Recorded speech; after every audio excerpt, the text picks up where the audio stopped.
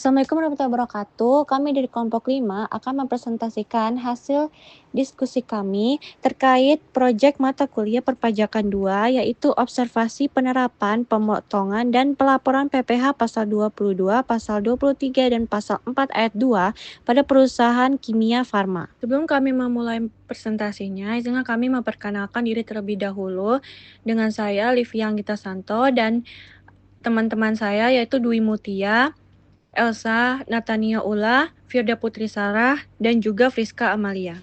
Pajak penghasilan merupakan salah satu sumber penerimaan negara yang memiliki peran penting untuk mendukung pembangunan dan pembiayaan negara. Dalam praktiknya, perusahaan tidak hanya berperan sebagai wajib pajak, tetapi juga sebagai wajib potong dan wajib memungut pajak atas berbagai transaksi yang dilakukan dalam kegiatan operasionalnya sehari-hari. Pada mata kuliah perpajakan, mahasiswa mempelajari ketentuan PPh pasal 22, pasal 23, dan pasal 4 ayat 2 secara teori. Namun, penerapan pajak tersebut di dunia usaha melibatkan alur kerja, sistem informasi, serta prosedur administratif yang cukup kompleks dan tidak selalu tergambar secara utuh dalam pembelajaran di kelas. Perusahaan dengan skala operasional yang besar dan transaksi yang tinggi menghadapi tantangan dalam memastikan bahwa pemotongan, penyetoran, dan pelaporan pajak dilakukan secara tepat waktu dan sesuai dengan ketentuan perpajakan. Hal ini semakin menuntut perusahaan untuk menggunakan sistem akuntansi dan pelaporan pajak berbasis digital seperti SAP dan Cortex. Oleh karena itu, observasi ini dilakukan untuk memberikan pemahaman nyata kepada mahasiswa mengenai bagaimana ketentuan perpajakan diterapkan dalam praktik, khususnya terkait PPh pasal 22, pasal 23, dan pasal 4 ayat 2. Mulai dari proses transaksi, pemotongan pajak, hingga pelaporan melalui Cortex. Dengan adanya observasi ini, mahasiswa diharapkan dapat meningkatkan teori yang dipelajari dengan praktik yang terjadi di dunia kerja. Baik, di sini saya akan menjelaskan tentang perusahaan. Jadi perusahaan yang kami ambil itu yaitu perusahaan kimia farma, merupakan perusahaan berskala besar yang bergerak di bidang industri farmasi dan kesehatan dengan kegiatan usaha yang mencakup produksi, distribusi, dan layanan penunjang kesehatan.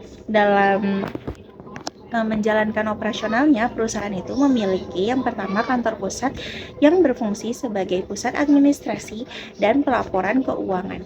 Berdasarkan unit manufaktur yang tersebar dari berbagai daerah, serta usaha lain yang bergerak di bidang distribusi layanan farmasi. Kemudian, meskipun lokasi dari unit usahanya itu tersebar, pengelolaan pajak perusahaan dilakukan secara terpusat di kantor pusat. Seluruh transaksi dan dari unit-unit operasional dicatat dalam akuntansi terintegritas, yaitu SAP. Kemudian dikelola oleh tim pajak pusat untuk keperluan pemotong, penyetoran, dan pelaporan pajak.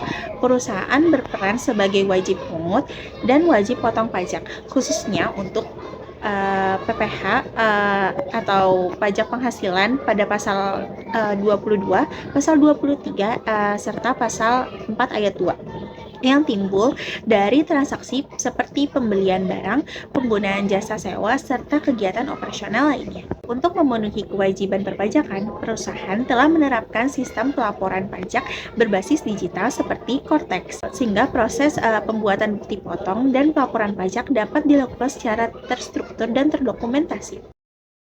Berdasarkan hasil observasi, perusahaan melakukan pemotongan pajak penghasilan berdasarkan tanggal pembayaran kepada vendor, bukan berdasarkan tanggal invoice maupun tanggal penerimaan barang atau jasa. Artinya, pajak dianggap terutang pada saat perusahaan melakukan pembayaran kepada pihak ketiga.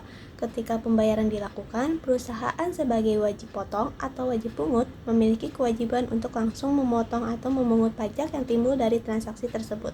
Dasar pemotongan ini diterapkan secara konsisten untuk PPh pasal 22 atas pembelian barang, PPh pasal 23 atas penggunaan jasa sewa dan hadiah, dan yang terakhir PPh pasal 4 ayat 2 atas penghasilan yang bersifat final seperti sewa tanah dan bangunan serta jasa konstruksi.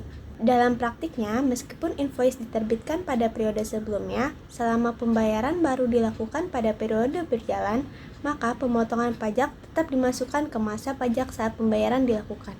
Pendekatan ini memudahkan perusahaan dalam pengelolaan pajak, karena yang pertama selaras dengan arus kas perusahaan, yang kedua menghindari perbedaan waktu pengakuan pajak, dan yang terakhir mempermudah penentuan masa pajak dalam pelaporan melalui sistem Cortex. Dengan demikian, dasar pemotongan pajak di perusahaan Kimia Farma menekankan pada prinsip realisasi pembayaran sehingga pemotongan pajak dilakukan secara tepat waktu, terukur, dan sesuai dengan ketentuan perpajakan yang berlaku.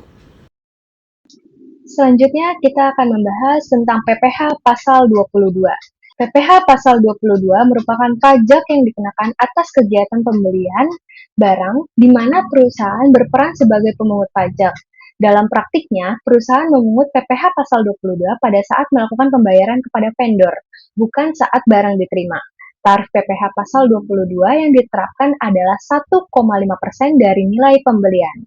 Proses pemungutan dimulai dari pencatatan transaksi di sistem SAP, kemudian data ditarik dan diolah dalam kertas kerja sebelum diunggah ke Cortex dalam bentuk file XML. Setelah proses pelaporan selesai, bukti pemungut PPh Pasal 22 diterbitkan secara elektronik dan secara otomatis dapat diakses oleh vendor melalui sistem Cortex. Karena volume transaksi yang tinggi, PPh Pasal 22 menjadi salah satu pajak dengan nilai pemungutan yang besar setiap bulannya. PPh Pasal 23 dikenakan atas penghasilan berupa jasa, sewa, dan hadiah yang diterima oleh pihak ketiga. Dalam hal ini, perusahaan bertindak sebagai pemotong pajak. Tarif yang digunakan dalam PPh Pasal 23 ada dua. Yang pertama, 2% untuk penghasilan berupa jasa dan sewa. Yang kedua, 15% untuk penghasilan berupa hadiah. PPh Pasal 23 adalah pajak yang paling kompleks dalam pelaksanaannya, karena setiap transaksi harus disesuaikan dengan jenis jasa atau objeknya.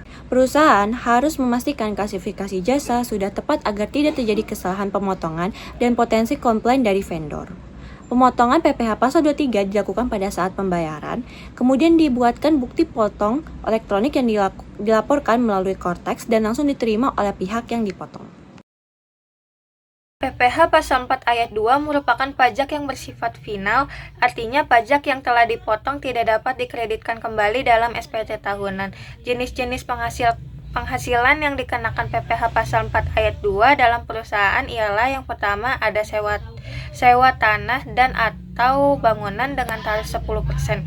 Lalu yang kedua jasa konstruksi dengan tarif yang bervariasi mulai dari 2% hingga 4% tergantung klasifikasi usaha penyedia jasa. Pemotongan PPh Pasal 4 Ayat 2 juga dilakukan berdasarkan tanggal pembayaran dan masa pajaknya, mengikuti bulan saat pembayaran tersebut dilakukan. Setelah dipotong, pajak disetorkan dan dilaporkan melalui Cortex sehingga bukti potongnya disampaikan secara elektronik kepada pihak terkait.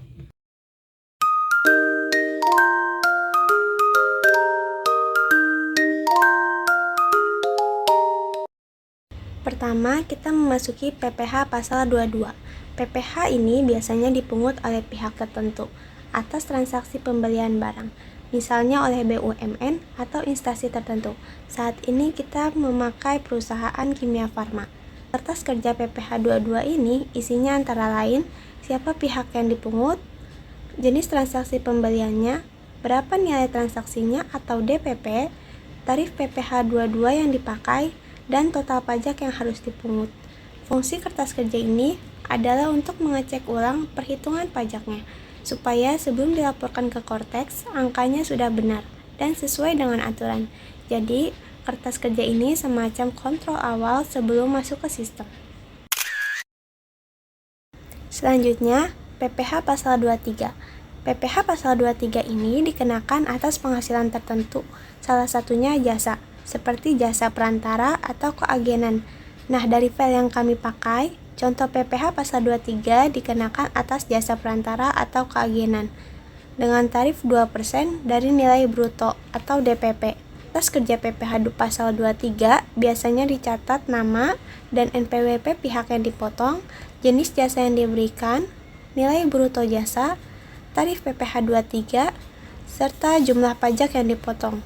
Kertas kerja ini penting supaya objek pajaknya tidak salah, tarifnya sesuai, dan nilai pajaknya tidak kurang atau lebih. Setelah dicek lewat kertas kerja, barulah dibuat bukti potong PPh unifikasi di Cortex. Yang terakhir adalah PPh pasal 4 ayat 2 yang sifatnya final. Artinya, pajak ini tidak dihitung lagi di akhir tahun. Dari bukti potong yang kami gunakan, objek pajaknya adalah persewaan tanah atau bangunan. Tarif pajaknya 10% dan langsung bersifat final. Di kertas pekerja PPh pasal 4 ayat 2, fungsinya untuk memastikan bahwa transaksi sewa sudah dikenakan pajak final, tidak salah masuk ke PPh non-final seperti PPh 23, dan tarifnya sudah sesuai ketentuan. Ini penting supaya pajaknya tidak salah dalam klasifikasi.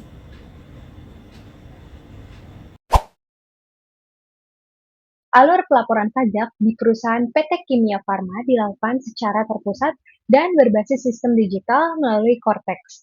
Proses pelaporan ini dimulai dari pencatatan transaksi hingga penerbitan bukti potong yang dapat diakses oleh vendor.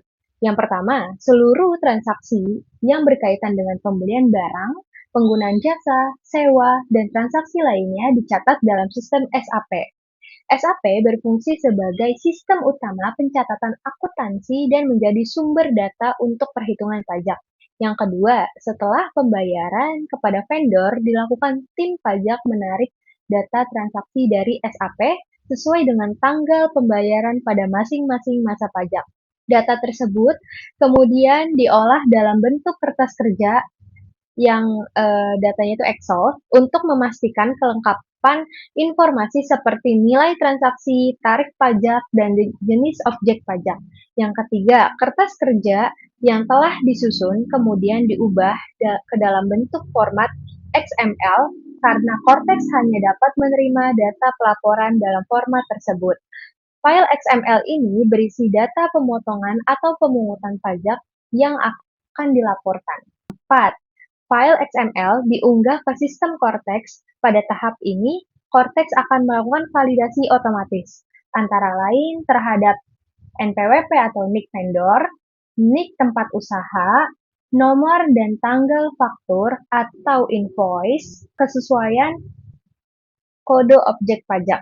Nah, jika terdapat kesalahan data, sistem akan menolak unggahan dan menampilkan informasi error sehingga dapat diperbaiki. 5. Setelah data dinyatakan valid, bukti potong atau bukti pungut diterbitkan secara elektronik di Cortex. Bukti potong tersebut langsung dapat diakses oleh vendor melalui akun Cortex masing-masing tanpa perlu dicetak atau dikirim manual. Yang keenam atau terakhir, data yang telah diterbitkan tersebut menjadi dasar bagi perusahaan untuk melakukan penyetoran pajak paling lambat tanggal 10 bulan berikutnya dan pelaporan SPT paling lambat tanggal 20 bulan berikutnya sesuai ketentuan perpajakan. Berdasarkan hasil observasi yang telah kami lakukan, pajak penghasilan dianggap terhutang pada saat perusahaan melakukan pembayaran kepada vendor. Oleh karena itu, masa pajak yang digunakan mengikuti bulan dilakukan pembayaran, bukan bulan invoice yang diterbitkan.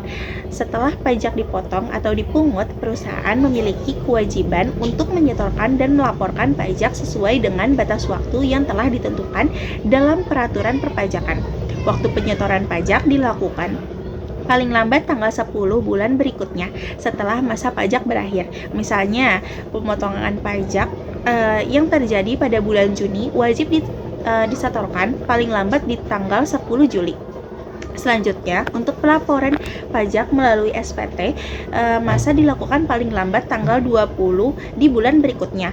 Pelaporan ini dilakukan secara elektronik melalui sistem Cortex dengan melampirkan data bukti potong atau bukti pungut yang telah diterbitkan. Ketepatan waktu dalam penyetoran dan pelaporan pajak sangat penting karena keterlambatan dapat menimbulkan sanksi administrasi, baik berupa denda maupun bunga. Oleh karena itu, perusahaan menerapkan sistem kerja yang terjadwal dan terkontrol agar seluruh kewajiban perpajakan dapat dipenuhi tepat waktu. Berdasarkan hasil observasi, perusahaan menghadapi beberapa kendala dalam pelaksanaan pemotongan dan pelaporan pajak, terutama karena tingginya volume transaksi dan kompleksitas sistem pelaporan pajak digital. Kendala yang pertama adalah banyaknya jumlah transaksi pada setiap bulannya. Perusahaan dapat memproses ratusan hingga ribuan transaksi dalam satu masa pajak. Hal ini menuntut ketelitian tinggi dalam pengolahan data agar tidak terjadi kesalahan dalam pemotongan maupun pelaporan pajak. Lalu kendala yang kedua berkaitan dengan klasifikasi objek pajak. Khususnya pada PPh pasal 23, perusahaan harus menyesuaikan setiap transaksi dengan jenis jasa yang tepat.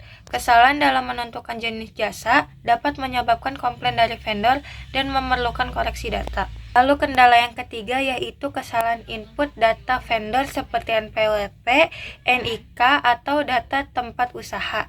Sistem Cortex melakukan validasi otomatis sehingga jika data tidak sesuai, unggahan akan ditolak dan perlu dilakukan pengecekan ulang satu persatu. Lalu kendala berikutnya berasal dari keterbatasan sistem Cortex, terutama dalam hal pengarsipan dokumen. Bukti potong tidak dapat diunduh secara manual dan harus diunduh satu persatu sehingga memerlukan waktu dan tenaga lebih bagi tim pajak. Selain itu, perusahaan juga menghadapi kendala koordinasi internal karena seluruh pelaporan pajak dilakukan secara terpusat di kantor pusat, sementara data transaksi berasal dari berbagai unit usaha dan lokasi operasional yang berbeda-beda. Meskipun menghadapi berbagai kendala tersebut, perusahaan tetap berupaya menjaga kepatuhan pajak dan menerapkan prosedur kerja yang terstruktur dan memanfaatkan sistem digital untuk meminimalkan risiko kesalahan. Nah, berdasarkan hasil observasi dan pembahasan yang telah kita pelajari, dapat disimpulkan bahwa perusahaan Kimia Farma telah menerapkan pemotongan dan pelaporan pajak penghasilan secara terstruktur, terpusat, dan berbasis sistem digital. Pemotongan pajak dilakukan berdasarkan tanggal pembayaran kepada vendor, sehingga masa pajak mengikuti bulan pembayaran, bukan tanggal invoice.